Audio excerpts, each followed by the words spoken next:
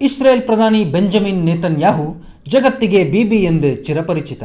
ಇಡೀ ಮಧ್ಯಪ್ರಾಚ್ಯದ ಪಾಲಿಗೆ ಸಿಂಹ ಸ್ವಪ್ನವಾಗಿರುವ ಈ ನಾಯಕನ ಬಗ್ಗೆ ಕಳೆದ ಕೆಲವು ದಿನಗಳಿಂದ ಜಾಗತಿಕ ಮಟ್ಟದಲ್ಲಿ ಒಂದು ಸುದ್ದಿ ಕಾಡ್ಗಿಚ್ಚಿನಂತೆ ಹಬ್ಬಿತ್ತು. ಅದೇನೆಂದರೆ, ಇರಾನ್ ನಡೆಸಿದ ಭೀಕರ ಕ್ಷಿಪಣಿ ದಾಳಿಯಲ್ಲಿ ಇಸ್ರೇಲ್ ಪ್ರಧಾನಿ ಬೆಂಜಮಿನ್ ನೇತನ್ಯಾಹು ಹತ್ಯೆಗೀಡಾಗಿದ್ದಾರೆ ಎಂಬುದು. ಹೌದು, ನೇತನ್ಯಾಹು ಸಾವಿನ ವದಂತಿಗಳು ಇಂಟರ್ನೆಟ್ನಲ್ಲಿ ಬಿರುಗಾಳಿ ಎಬ್ಬಿಸಿದವು.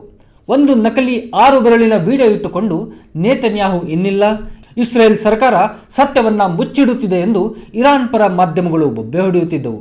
ಆದರೆ ಈ ಎಲ್ಲ ಊಹಾಪೋಹಗಳಿಗೆ ಮತ್ತು ಸುಳ್ಳು ಸುದ್ದಿಗಳಿಗೆ ಇಸ್ರೇಲ್ ಪ್ರಧಾನಿ ಬೆಂಜಮಿನ್ ನೇತನ್ಯಾಹು ಇದೀಗ ತಮ್ಮದೇ ಶೈಲಿಯಲ್ಲಿ ತಿರುಗೇಟು ನೀಡಿದ್ದಾರೆ. ಅದು ಎಂಥ ತಿರುಗೇಟು ಅಂತೀರಾ? ಶತ್ರು ರಾಷ್ಟ್ರ ಇರಾನ್ ನಾಯಕರು ಅಕ್ಷರಶಃ ಬೆಚ್ಚಿ ಬೀಳುವಂಥ ತಿರುಗೇಟು.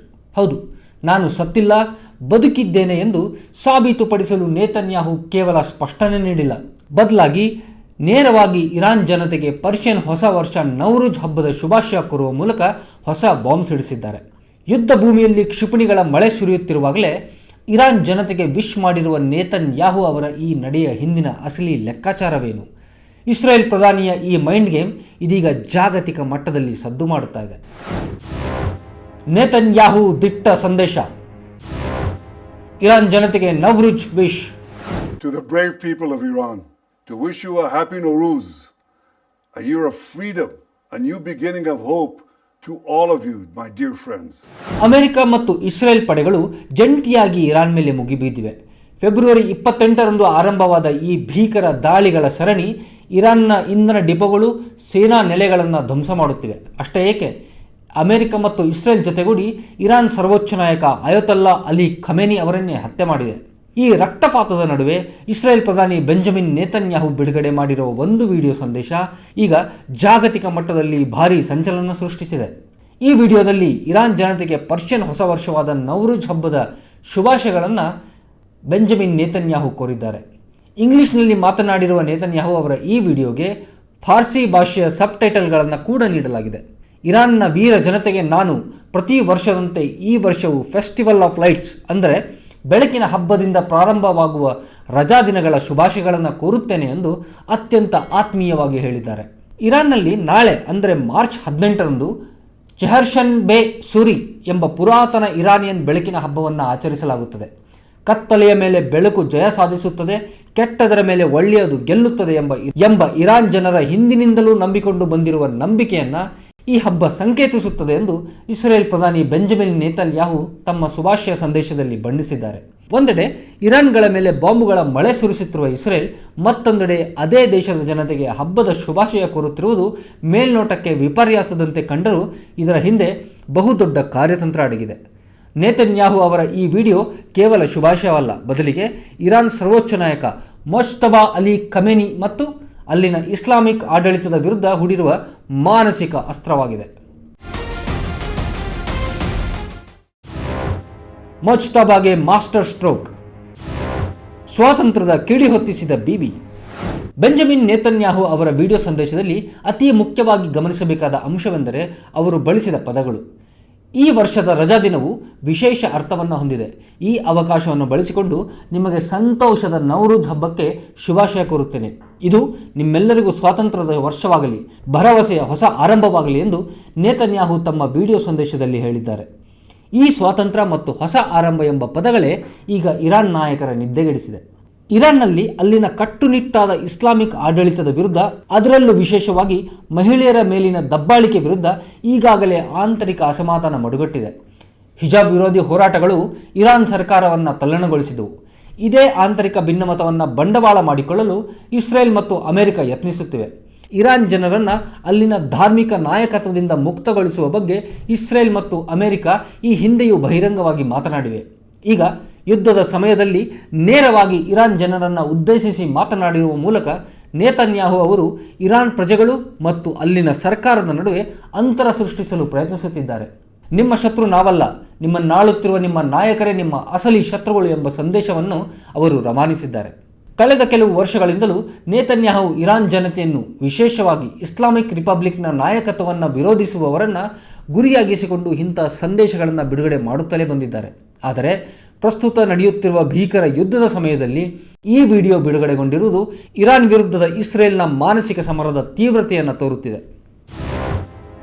ಸಾವಿನ ವದಂತಿಗೆ ಕಾಫಿ ಕಪ್ ಉತ್ತರ. ನಕಲಿ ಸುದ್ದಿಗಳಿಗೆ ಇಸ್ರೇಲ್ ಬ್ರೇಕ್. ಇಸ್ರೇಲ್ ಪ್ರಧಾನಿ ಅವರ ಈ ನವರುಜ್ ಶುಭಾಶಯದ ವಿಡಿಯೋ ಬಿಡುಗಡೆಯಾಗಲು ಮತ್ತೊಂದು ಬಹುಮುಖ್ಯ ಕಾರಣವಿದೆ. ಅದೇ ಫೇಕ್ ನ್ಯೂಸ್ ಯುದ್ಧ. ಇರಾನ್ ಮೇಲಿನ ಯುದ್ಧ ತೀವ್ರಗೊಳ್ಳುತ್ತಿದ್ದಂತೆ ಸಾಮಾಜಿಕ ಜಾಲತಾಣಗಳಲ್ಲಿ ಬೆಂಜಮಿನ್ ನೇತನ್ಯಾಹು ಹತ್ಯೆಯಾಗಿದ್ದಾರೆ ಎಂಬ ಸುದ್ದಿ ಕಾಡ್ಗಿಚ್ಚಿನಂತೆ ಹಬ್ಬಿತ್ತು. ಇರಾನ್ನ ಕ್ಷಿಪಣಿ ದಾಳಿಗೆ ಇಸ್ರೇಲ್ ಪ್ರಧಾನಿ ಬಲಿಯಾಗಿದ್ದಾರೆ, ಇಸ್ರೇಲ್ ಸರ್ಕಾರ ಈ ಸತ್ಯವನ್ನು ಮುಚ್ಚಿಡುತ್ತಿದೆ ಎಂದು ಇರಾನ್ ಬೆಂಬಲಿತ ಮಾಧ್ಯಮಗಳು ಪ್ರಚಾರ ಆರಂಭಿಸಿದ್ದವು. ಇದಕ್ಕೆ ಪುಷ್ಟಿ ನೀಡುವಂತೆ ನೇತನ್ಯಾಹು ಅವರ ಕೈಯಲ್ಲಿ 6 ಬೆರಳುಗಳಿರುವಂತೆ ಕಾಣುವ ಒಂದು ವಿಡಿಯೋ ತುಣುಕು ಕೂಡ ವೈರಲ್ ಆಗಿತ್ತು. ಇದು ಆರ್ಟಿಫಿಷಿಯಲ್ ಇಂಟೆಲಿಜೆನ್ಸ್ ಬಳಸಿ ಸೃಷ್ಟಿಸಲಾದ ನಕಲಿ ವಿಡಿಯೋ ಎಂದು ನೆಟ್ಟಿಗರು ವಾದಿಸಿದ್ದರು. ಈ ಸಾವಿನ ವದಂತಿಗಳು ಮಿತಿ ಮೀರುತ್ತಿದ್ದಂತೆ ಸ್ವತಃ ಬೆಂಜಮಿನ್ ನೇತನ್ಯಾಹು ಅವರೇ ಅಖಾಡಕ್ಕಿಳಿದು ಸ್ಪಷ್ಟನೆ ನೀಡಿದ್ದಾರೆ. ಒಂದು ಕೆಫೆಯಲ್ಲಿ ಆರಾಮವಾಗಿ ಕುಳಿತು ಕಾಫಿ ಹೀರುತ್ತಿರುವ ವಿಡಿಯೋವನ್ನು ಪೋಸ್ಟ್ ಮಾಡಿರುವ ನೇತನ್ಯಾಹು ಅವರು ನನ್ನ ಬಗ್ಗೆ ಏನು ಹೇಳಿದ್ದಾರೆ ಎಂದು ವ್ಯಂಗ್ಯವಾಗಿ ನಗುತ್ತಾ ತಮ್ಮ ಸಾವಿನ ವದಂತಿಗಳನ್ನು ಹಬ್ಬಿಸಿದವರ ಮುಖಕ್ಕೆ ಮಂಗಳಾರತಿ ಮಾಡಿದ್ದಾರೆ. ಇದಲ್ಲದೆ ಭಾರತದಲ್ಲಿರುವ ಇಸ್ರೇಲ್ ರಾಯಭಾರಿ ರುವೇನ್ ಅಜರ್ ಕೂಡ ಈ ಬಗ್ಗೆ ಸ್ಪಷ್ಟನೆ ನೀಡಿದ್ದಾರೆ. ನಮ್ಮ ಪ್ರಧಾನಿ ನೇತನ್ಯಾಹು ಅವರು ಬದುಕಿದ್ದಾರೆ. ನಾನು ಇಸ್ರೇಲ್ನಲ್ಲಿದ್ದಾಗ 1ಕ್ಕಿಂತ ಹೆಚ್ಚು ಬಾರಿ ಅವರನ್ನು ಖುದ್ದಾಗಿ ಭೇಟಿಯಾಗಿದ್ದೇನೆ. ಕೆಫೆಯಲ್ಲಿರುವ ಈ ವಿಡಿಯೋ AI ಸೃಷ್ಟಿ ಅಲ್ಲ, ಇದು ಅಸಲಿ ವಿಡಿಯೋ. ನೇತನ್ಯಾಹು ಅವರ ಆರೋಗ್ಯದ ಬಗ್ಗೆ ಸಾಕಷ್ಟು ತಪ್ಪು ಮಾಹಿತಿಗಳು ಹರಿದಾಡುತ್ತಿವೆ ಎಂದು ರುವೇನ್ ಅಜರ್ ಅಸಮಾಧಾನ ವ್ಯಕ್ತಪಡಿಸಿದ್ದಾರೆ. ಒಟ್ಟಿನಲ್ಲಿ ಇರಾನ್ ಹೆಣೆದಿರುವ ಫೇಕ್ ನ್ಯೂಸ್ ಜಾಲವನ್ನು ಇಸ್ರೇಲ್ ಯಶಸ್ವಿಯಾಗಿ ಭೇದಿಸಿದೆ. ಮಾಹಿತಿ ಸಮರದಲ್ಲಿ ಇಸ್ರೇಲ್ಗೆ ಜಯ. ಮುಂದೇನು ಮಾಡಲಿದೆ ಇರಾನ್? ಆಧುನಿಕ ಯುದ್ಧಗಳು ಕೇವಲ ಗಡಿಗಳಲ್ಲಿ ಆಗಸದಲ್ಲಿ ಮಾತ್ರ ನಡೆಯುವುದಿಲ್ಲ. ಅವು ಡಿಜಿಟಲ್ ಜಗತ್ತಿನಲ್ಲೂ ಜನರ ಮೈಂಡ್ ಸೆಟ್ಗಳ ಜೊತೆಗೆ ನಡೆಯುತ್ತವೆ. ಇಸ್ರೇಲ್ ಮತ್ತು ಇರಾನ್ ನಡುವಿನ ಪ್ರಸ್ತುತ ಸಂಘರ್ಷ ಇದಕ್ಕೊಂದು ಸ್ಪಷ್ಟ ಉದಾಹರಣೆ. ಇರಾನ್ ಕ್ಷಿಪಣಿಗಳನ್ನು ಉಡಾಯಿಸಿದರೆ ಇಸ್ರೇಲ್ ಮಾಹಿತಿ ಅಸ್ತ್ರವನ್ನು ಪ್ರಯೋಗಿಸುತ್ತಿದೆ.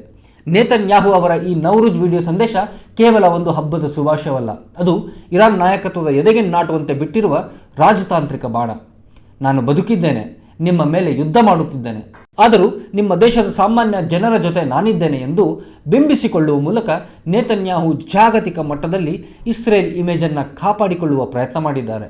ಒಂದೆಡೆ ಅಮೆರಿಕದ ಬೆಂಬಲದೊಂದಿಗೆ ಇರಾನ್ ಸೇನಾ ನೆಲೆಗಳನ್ನು ಉಡೀಸ್ ಮಾಡುತ್ತಿರುವ ಇಸ್ರೇಲ್, ಮತ್ತೊಂದೆಡೆ ಇರಾನ್ ಪ್ರಜೆಗಳನ್ನೇ ತಮ್ಮ ಸರ್ಕಾರದ ವಿರುದ್ಧ ಎತ್ತಿಕಟ್ಟುವ ತಂತ್ರ ರೂಪಿಸಿದ್ದಾರೆ. ತನ್ನ ದೇಶದ ಆಂತರಿಕ ಭದ್ರತೆ ಮತ್ತು ಆಡಳಿತ ವಿರೋಧಿ ಅಲೆಯ ಬಗ್ಗೆ ಸದಾ ಆತಂಕದಲ್ಲಿರುವ ಇರಾನ್ ಸರ್ಕಾರಕ್ಕೆ ನೇತನ್ಯಾಹು ಅವರ ಈ ನಡೆ ನುಂಗಲಾರದ ತುತ್ತಾಗಿ ಪರಿಣಮಿಸಿದೆ. ನೇತನ್ಯಾಹು ಸತ್ತಿದ್ದಾರೆ ಎಂದು ಸಂಭ್ರಮಿಸುತ್ತಿದ್ದ ಇರಾನ್ ಬೆಂಬಲಿಗರಿಗೆ ಈಗ ಅದೇ ನೇತನ್ಯಾಹು ಕಾಫಿ ಕುಡಿಯುತ್ತಾ ಇರಾನ್ ಜನತೆಗೆ ಹೊಸ ವರ್ಷದ ವಿಶ್ ಮಾಡುತ್ತಿರುವುದು ಅರಗಿಸಿಕೊಳ್ಳಲು ಕಷ್ಟವಾಗುತ್ತಿದೆ. ಯುದ್ಧ ಭೂಮಿಯಲ್ಲಿ ಅಮೆರಿಕ ಮತ್ತು ಇಸ್ರೇಲ್ ಜಂಟಿ ಕಾರ್ಯಾಚರಣೆಯನ್ನು ಎದುರಿಸಲು ಪರದಾಡುತ್ತಿರುವಾಗ ಇರಾನ್ಗೆ ಈಗ ತನ್ನ ದೇಶದಲ್ಲಿ ಎಲ್ಲಿ ಆಂತರಿಕ ದಂಗೆ ಭುಗಿಲೇಳುತ್ತೋ ಎಂಬ ಭಯ ಕಾಡಲಾರಂಭಿಸಿದೆ. ಒಟ್ಟಿನಲ್ಲಿ ಮಧ್ಯಪ್ರಾಚ್ಯದ ಈ ಬಿಕ್ಕಟ್ಟು ದಿನದಿಂದ ದಿನಕ್ಕೆ ಹೊಸ ಸ್ವರೂಪ ಪಡೆದುಕೊಳ್ಳುತ್ತಿದ್ದು, ಶಸ್ತ್ರಾಸ್ತ್ರಗಳ ಕಾಳಗದ ಜೊತೆಗೆ ಈ ಮಾಹಿತಿ ಸಮರ ಮತ್ತು ಮಾನಸಿಕ ಯುದ್ಧ ಮುಂದಿನ ದಿನಗಳಲ್ಲಿ ಇನ್ನಷ್ಟು ರೋಚಕ ತಿರುವುಗಳನ್ನು ಪಡೆದುಕೊಳ್ಳಲಿದೆ ಎಂಬುದು ಸ್ಪಷ್ಟ. ಅಂತರ್ಜಾಲದಲ್ಲಿ ಹರಿದಾಡುತ್ತಿರುವ ಪ್ರತಿಯೊಂದು ಸುಳ್ಳು ಸುದ್ದಿಗೂ ಇಸ್ರೇಲ್ ಕೇವಲ ಸ್ಪಷ್ಟನೆ ನೀಡದೆ ಶತ್ರುವಿನ ಎದೆ ಬಡಿತ ಹೆಚ್ಚಿಸುವ ಕೌಂಟರ್ ಅಟ್ಯಾಕ್ ಮಾಡುತ್ತಿರುವುದು ಯುದ್ಧ ತಂತ್ರದ ಹೊಸ ದೃಷ್ಟಿಕೋನವನ್ನು ಜಗತ್ತಿನ ಮುಂದೆ ಅನಾವರಣಗೊಳಿಸಿದೆ. ಇದಾಗಿತ್ತು ಈ ಹೊತ್ತಿನ ವಿಶೇಷ. ಇದೇ ರೀತಿಯ ಇಂಟ್ರೆಸ್ಟಿಂಗ್ ಸುದ್ದಿಗಳಿಗಾಗಿ Vijay Karnataka web page, YouTube page ಮತ್ತು ಫೇಸ್ಬುಕ್ ಪೇಜ್ಗಳನ್ನು ಫಾಲೋ ಮಾಡಿ. ಧನ್ಯವಾದ.